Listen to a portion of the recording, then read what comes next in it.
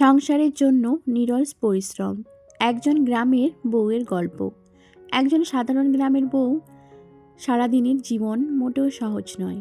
ভোর থেকে রাত পর্যন্ত সংসারের জন্য নিরলস পরিশ্রম, রান্নাঘরের কাজ, পরিবারের যত্ন সব কিছু একাই সামলাতে হয়। হ্যালো এভরিওয়ান, আসসালামু আলাইকুম। কেমন আছো সবাই? আশা করছি সবাই অনেক বেশি ভালো এবং সুস্থ আছো। আমরাও আলহামদুলিল্লাহ বেশ ভালো আছি। নতুন দিনে নতুন আরেকটি ব্লগ ভিডিও নিয়ে হাজির হলাম তোমাদের সামনে। সবাইকে গুড মর্নিং। এখন বাজে সকাল 8:30টার মতো। সকাল 8:30টার দিকে উঠেই কিন্তু প্রথমেই চলে এসেছি বাকি জামা কাপড় কালকের যে শুকায়নি সেই জামা কাপড়গুলো রোদে দিতে। দেখো কত সুন্দরভাবে রোদ দিয়েছে, তাই না বলো? এদিকে কিন্তু হাজবেন্ডও উঠে গেছে, তাই হাজবেন্ডকে একটু ক্যামেরাম্যান বানিয়ে দিয়েছি। দেখতে পাচ্ছ আমাদের লাউ গাছটা কত সুন্দর হয়েছে। হাজবেন্ড তখন কিন্তু লাউ গাছটার একটু ভিডিও ক্লিপ নিয়েছিল। চারিদিকে এত সুন্দর রোদ, আমাদের বাড়ির পিছনটাতে না খুব সুন্দর রোদ আসে। সব গাছপালা দেখিয়ে তারপরে চলে আসলাম উঠানটা ঝাড় দিতে। উঠান ঝাড় দেওয়ার সময় বড় যা বললো যে আমি উঠান ঝাড় দেই, তুই বাড়ির সামনেরটা দে। যেটা ওই প্রায় তোমাদের সঙ্গে শেয়ার করি ভিডিওতে, যে বাড়ির সামনেরটাই ঝাড় দেওয়া। তো এদিকে কিন্তু এখন বাড়ির সামনেটা ঝাড় দিতে শুরু করে দিয়েছি। তো দেখো অনেকগুলো পাতা পড়েছে, ছোট ছোট পাতাগুলো পড়েছে। আর এখানে বিশেষ করে কয়েকটা গাছ আছে, যে গাছগুলো নাকি আতরের গাছ শুনেছি আমি, তবে আদৌ জানি না এটা সত্যি কি মিথ্যা। তবে এই গাছগুলোর না প্রচণ্ড পরিমাণে দাম, একদিন অবশ্য ইন্টারনেটেও দেখেছিলাম। তো দেখো অনেকগুলো পাতা পড়েছে, এখন কিন্তু ঝাড় দিয়ে নিচ্ছি। তার সাথে সাথে কিন্তু আমার বড় যা এসে ঝাড়ুটাও কিন্তু চেঞ্জ করে নিয়ে গেল। যেহেতু ও উঠানটা ঝাড় দিচ্ছে, সেজন্য কিন্তু নারকেলের যে কাঠি থাকে ওই নারকেল কাঠি দিয়ে ঝাড়ুটা দিয়েই করছে আর কি। আর আমি এদিকে সুপারি পাতা দিয়ে ঝাড় দিচ্ছি। শাশুড়িমা থাকলে কিন্তু সকালের ঝাড়টা উনিয়ে দেন প্রায় ক্ষেত্রে, কিন্তু আমাদের এই বাকি কাজগুলো করতে করতে ঝাড় দেওয়া অনেকটাই দেরি হয়, সে কারণে কিন্তু ওনারই কাজ। তারপরে কিন্তু যেহেতু উনি নেয়, সেজন্য আমরা দুই যা মিলেই প্রতিদিন এখন ঝাড়টা দিচ্ছি। আমি কিন্তু গোয়ালঘরও পরিষ্কার আজকে করিনি, আজকে কিন্তু হাজব্যান্ড করেছিল। তো দেখো মুখ ধুয়ে চলে এসেছি এখন চা খাইতে। তো ব্রেকফাস্ট করা হয়ে গেছে, একসঙ্গে করে নিলাম তিনজনই। তারপরে এইদিকে কিন্তু আমার হাজব্যান্ড চলে এসেছে এখন শাক তুলতে। বাড়িরই শাকটা খুব সুন্দর হয়েছে, সেজন্য কিন্তু একটু বলল যে আজকে একটু তুলি। তো দেখতে পাচ্ছ লাফা শাক ওঠাচ্ছে, সাথে কিন্তু বাবুরি শাকও হালকা ফুলকা দিয়েছিল। আর বিশেষ করে এই যে কুমড়ো শাকটা দেখো, কুমড়োর ডোগাটা এত সুন্দর হয়েছে যে আর বলার মতো না। কয়েকদিন আগে যে সারগুলো দিয়েছে, সারগুলো দিয়ে কিন্তু অনেকটা ভালো একটা কাজে দিয়েছে। তো এইদিকে কিন্তু ও শাক তুলতেছে, তাই আমি চলে আসলাম এখন কিন্তু রান্নাঘরে উনানটা লেপতে। তো উনানটা যেহেতু ওই রবিবারের মতো, হ্যাঁ রবিবারে লেপা হয়েছে, তারপর থেকে আর লেপা হয়নি। তো উনানটা খুব একটা নোংরা হয়নি, বিশেষ করে ভিতরটা একটু কালো কালো হয়ে গেছে। তাই ভাবলাম যে একটু এখন লেপে দিই, লেপে দিয়ে কিন্তু বাকি কাজগুলো করব। তো দেখতে পাচ্ছ উনান লেপতে চলে এসেছি। আর হালকা ফুলকা একটু খালি মাটি অ্যাড করছি, কারণ শাশুড়িমা অনেক সুন্দরভাবে কেটে কুটে দিয়েছে, সেটা তো তোমাদের সঙ্গে শেয়ার করেইছিলাম। আর আমার অনেক প্রিয় আপুরা আমার উনানের ভিডিও দেখে অনেক সুন্দর সুন্দর কমেন্ট করে, অনেক মিষ্টি মিষ্টি কমেন্ট করে। অনেকে আবার জিজ্ঞাসাও করেছিল এই উনানটা কিভাবে বানায়, কিভাবে তৈরি করে সেটাও। আমি তো এখন আর দেখাতে পারি না যে কিভাবে তৈরি করায়, এখন শুধু ওই লেপা মোছা আর মুখ দিয়েই বলি আর কি। তা না হলে কিন্তু যখন নতুনভাবে আরও বানানো হবে, কখনো তোমাদের সঙ্গে যদি সুযোগ হয়ে ওঠে অবশ্যই শেয়ার করব। তো এখন দেখো ভিতরে একটু কালি হয়ে গেছে। প্রথমে ভেবেছিলাম যে এখনই যেহেতু রান্না করব তাই ভিতরটা আর লেপবো না, কিন্তু পরে দেখা যাচ্ছে যে খারাপ দেখা যাচ্ছে, সে কারণে কিন্তু ওটাকেও দিয়ে দিলাম। যেহেতু আজকে কোনো ভাঙ্গাভাঙ্গি হয়নি, সে কারণে কিন্তু তেমন কোনো মাটি লাগাতে হয়নি বলে কিন্তু তাড়াতাড়ি হয়ে গেছে আমার উনান ল্যাপাটা। দেখো আজকে যেমন স্পিড করেছি ভিডিওটা, তেমনই কিন্তু তার থেকে অল্প একটু কম স্পিড করেই কাজগুলো করেছিলাম। কারণ ওই যে ভাঙ্গাচোরা ছিল না, আর এমনি দিনে কিন্তু যখন উনানটা অনেকটা ভেঙে যায় তখন কিন্তু একটু খাটনিটা বেশি হয়ে যায়, আর একটু মাটিটাও লাগাতে হয় না, সে কারণে অনেকটাই লেট হয়ে যায় এই উনান লেপতে। আজকে দেখো এমনি শুধু হাত দিয়ে ওই পানিটাকে একটু ঘোলা করে বেশি পরিমাণে নিয়েছি। তারপরে কিন্তু যেহেতু আড়া উঠানো এখন পর্যন্ত আছে, তাই কিন্তু ওই নাকড়াটার সাহায্যে এমনি লেপে দিচ্ছিলাম।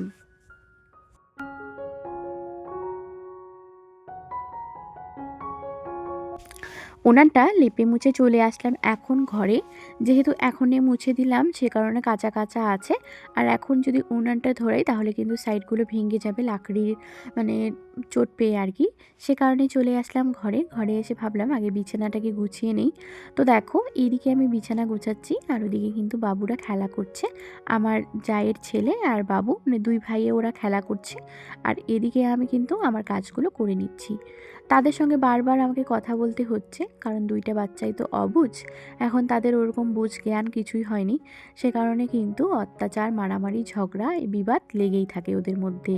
তো সেগুলোই কিন্তু ওদেরকেও সামলানো আর এদিকে বাকি কাজগুলোও করতে হচ্ছে। আর এখন বলতে গেলে আমার একটু কাজের চাপ বেশি হচ্ছে, কারণ শাশুড়িমা যেহেতু বাড়ি নেই সে কারণে কিন্তু একটু কাজের চাপ বেশি হচ্ছে। তা না হলে কিন্তু এত একটা কাজের চাপ থাকে না। মানে এক্সট্রা অনেকগুলো কাজ আমার অ্যাড হয়েছে আমার কাজের সঙ্গে আর কি। আমার ডেইলি রুটিনের সঙ্গে অনেকগুলো কাজ কিন্তু আবার অ্যাড হয়েছে। যেরকম গরু দেখা, গরুকে খাওয়ানো, তারপরে এদিকে গোয়ালঘর পরিষ্কার করানো, লাকড়ি এদিক থেকে ওদিক করানো, এগুলাই কিন্তু অনেকগুলো কাজ আবার অ্যাড হয়েছে। শাশুড়িমা থাকলে কিন্তু অনেকটাই সুবিধা হয়। রান্নার লাকড়ি পর্যন্তও কিন্তু উনি ঠিক করে দেন। সে নিয়েই আর কি ব্যস্ত দিন, ব্যস্ত গল্প চলছে। আমি অনেক আপুদের ভিডিও দেখতে পাচ্ছি না এবং কি নিজে ভালো মতো মানে অ্যাক্টিভ থাকতে পারছি না এই কারণে। আর একটা সংসারে তো কত রকমের কাজ, নানান ধরনের কাজ আমাদের গৃহিণীদেরকে সবসময় করতেই হয়। যেহেতু ছোট বাচ্চা নিয়ে আমি ভিডিও করি সে কারণে একটু বেশি প্রবলেম হয়ে যায়। কখনো ভিডিও শ্যুট করা বাদ দিয়ে আগে ওকে ধুইতে হয় বা ওকে খাওয়াইতে হয়, এরকম কাজগুলো থাকে, এগুলো কাজও করতে হয়। সেক্ষেত্রে দেখা যায় যে আমার ভিডিও করতে অনেকটা পিছিয়ে যায়। যেরকম এডিট করার সময় ওরা মানে বাচ্চার অত্যাচার, চিল্লাচিল্লি, অনেক দুষ্টামি, তাদের সঙ্গে কথা বলতে তাদেরকে বারণ করতেও কিন্তু অনেকটা সময় পিছিয়ে যায়। এরকমটাই কিন্তু সবসময় হয়ে থাকে। তোমাদের সঙ্গে কথা বলতে বলতে কিন্তু সুন্দর মতো করে বিছানাটা গুছিয়ে নিলাম। এখানে যে বড় কম্বলটা আছে সেই কম্বলটা কিন্তু বিছানার মধ্যে রেখে দিলাম। আর এদিকে দেখো ছোট কম্বলটা কিন্তু নিয়ে চলে আসছি রৌদ্রের এখানে। এখানে এখন রৌদ্রে দেবো, তাহলে কম্বলটা কিন্তু একটা ভালো উষ্ণ উষ্ণ ভাব থাকবে। তো এইদিকে আমি আসলাম আর দেখতেছি আমার মানে আপা এখানে ঝাড় দিচ্ছিল। তো তাকে আমি ক্যামেরা নিতে চাচ্ছিলাম না আজকে, সে কারণে কিন্তু একটু এখানে ইফেক্ট বা ব্লার লাগিয়ে দিয়েছিলাম। তো দেখো এখন কিন্তু কম্বলটাকে রোদ্রে দিয়ে চলে যাব রান্নাঘরে, কারণ রান্নার কিন্তু অনেকটাই দেরি হচ্ছে। সকাল থেকে কিন্তু আর আমি কাজগুলো করে নিচ্ছিলাম ওই আস্তে ধীরে বলতে পারো। এখন কিন্তু একটু তাড়াহুড়ো করতে হবে, কারণ হাজব্যান্ড রান্না করব, হাজব্যান্ড খেয়ে কিন্তু খেলতে যাবে। উনানটাকে কিন্তু ধরিয়ে দিলাম। আর এখন কিন্তু সুন্দর মতো করে লাকড়িগুলো ফেলে দিচ্ছি উপর দিয়ে, তাহলে কিন্তু ভালো একটা জ্বলবে। আর বেশি আমাকে কষ্ট করতে হবে না, কারণ ওখানে ভিতরে ভিতরে কিন্তু আগুনটা অনেক ভালো উঠবে। তো দেখতে পাচ্ছ এদিকে কিন্তু এখন পানিটা বসিয়ে দিলাম, তার সাথে কিন্তু 3টা আলু দিয়ে দিয়েছি। আজকে যেহেতু সিম্পল রান্না করব, ওই আলু সেদ্ধ করব আর সাথে কিন্তু লাফা শাক রান্না করব। যেহেতু আজকে বাড়ির লাফা শাক সে কারণে কিন্তু অনেকটা ভালো লাগে খেতে, আর অনেকটা ভালোও কিন্তু হয়েছে। সত্যি বলতে গেলে অনেক টেস্টি ছিল লাফা শাকটা। তো দেখো এখানে আলু দিয়ে দিয়েছি 3টার মতো, মানে 2টো আর কি, একটা বড় সাইজের ছিল তো তাই একটু কেটে দিয়েছিলাম। তো এখন কিন্তু চালটাও দিয়ে দিলাম, তার সাথে সাথে আরও একটা ছোট লাকড়ি উপর দিয়ে দিলাম। এখানে হতে থাক, ততক্ষণে কিন্তু আমি শাকটাকে একটু ধুয়ে নিয়ে আসি। এদিকে দেখো হাজব্যান্ড কিন্তু একদম কেটে বেছে সুন্দর মতো করে রেখে দিয়েছে, আমি শুধু ধুয়ে আনবো। তো ধনিয়া পাতা কয়েকটা রেখে দিলাম আলু ভর্তার জন্য। তারপরে কিন্তু দেখো এদিকে আস্তে আস্তে শাক ধুতে ধুতে এসে দেখি আমার ভাত হয়ে গেছে। ভাতের ফ্যান ছড়িয়ে এদিকে কড়াই বসিয়ে দিলাম, আর কড়াইতে বেশ সুন্দর একটা গরম হয়েছে, তাই দিয়ে দিলাম কয়েক টুকরো রসুন কোয়া। আর এখন কিন্তু রসুন কোয়াগুলো ভালো করে একটু লাল লাল করে ভেজে নিচ্ছি, তারপরেই দিয়ে দেবো শাকটাকে। আর একটুখানি লঙ্কা দিয়ে দেবো, কাঁচা লঙ্কা চিড়ে, কারণ শাকটার মধ্যে হালকা একটু ঝাল ঝাল ফ্লেভার আসলে অনেক ভালো লাগবে খেতে। তো এতক্ষণ থেকে যে সমস্ত ভাইয়া আপু যারা আমার ভিডিওর সঙ্গে আছো তাদেরকে বলবো প্লিজ ভিডিওটিতে একটা লাইক করে ভিডিওটি কন্টিনিউ করার জন্য। যারা এই কাজগুলো অলরেডি করে দিয়েছো তাদেরকে অসংখ্য ধন্যবাদ। যারা এখন পর্যন্ত করনি তাদেরকে বলবো একটা লাইক, একটা কমেন্ট করে আমার পাশে থাকার জন্য। আর যারা আজকে নতুন ভিজিট করছো তাদেরকে বলবো প্লিজ চ্যানেলটিকে সাবস্ক্রাইব করে আমার পাশে থাকার জন্য, এই ছোট্ট পরিবারের একটা নতুন মিষ্টি বন্ধু হয়ে থাকার জন্য।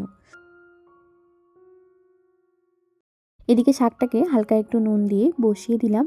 তারপরে কিন্তু শাকটা ওখানে হতে থাকছে আর আমি এদিকে আলু ভর্তার জন্য সব কিছু উপকরণ রেডি করে নিচ্ছি। যেমন লঙ্কা পুড়িয়ে নিয়েছি, একটু মানে অর্ধেকটা পেঁয়াজ দিয়ে দিলাম, তারপরে কিন্তু ধনিয়া পাতা দিয়ে দিয়েছি। এখন কিন্তু তেল লবণ দিয়ে ভালো করে একটু ডলে ডলে একটু ম্যাশ করে নিচ্ছি। তো দেখো, খুব তাড়াহুড়োর মধ্যে ভিডিওগুলো করছি বা কাজগুলো করছি, দুইটাই একসঙ্গে চালাচ্ছি। হাজব্যান্ড এদিকে খেতে এসেছে, তার প্রচণ্ড পরিমাণে লেট হচ্ছে, তাই কিন্তু দেখো ফ্যান উপরে আছে, মানে একটু হাওয়া দিয়ে কিন্তু ওই লাফা শাকটাকে একটু ঠান্ডা করে নিচ্ছি। ওরা আজকে কি বানিয়েছি, এই যে দেখতে পাচ্ছ, গোবর দিয়ে আর কি, গরুর গোবর দিয়ে এই জিনিসটা বানিয়েছি। শুকানোর পর লাকড়ির মতো করে ব্যবহার করার জন্য আর কি, লাকড়ির সঙ্গে।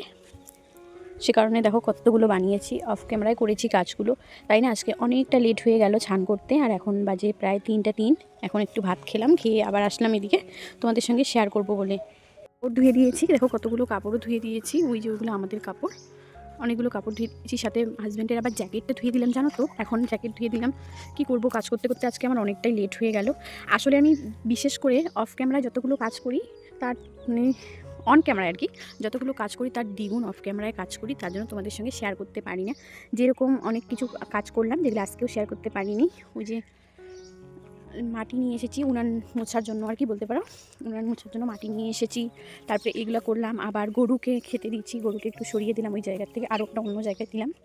এগুলো আজকে অনেকগুলো কাজ করছি, তাই একটু লেট হয়ে গেছে। তো চলো এখন একটু ঘরে যাই, ঘরে গিয়ে একটু বিশ্রাম নিই। তারপরে তো আবার কল থেকে পানি আনতে হবে। লাকড়ি অবশ্য রান্না করে নিয়ে গেছি লাকড়ি, আর এগুলো হচ্ছে কয়েকটা লাকড়ি এখানে এনে দিয়েছি। চলো দেখ। তো দেখো, একটুখানি শুয়ে কিন্তু আবার বেরিয়ে পড়লাম গরু নেওয়ার জন্য। তো গরুকে নিতে এসেছি, গরুটাকে এখন বাড়িও নিয়ে আসলাম। এসে কিন্তু এখন এখানে খড় দিয়ে দিচ্ছি, খড় খাচ্ছে। কল থেকে পানি নিয়ে আসলাম, এসে কিন্তু হাজব্যান্ড নিয়ে আসলো চিকেন।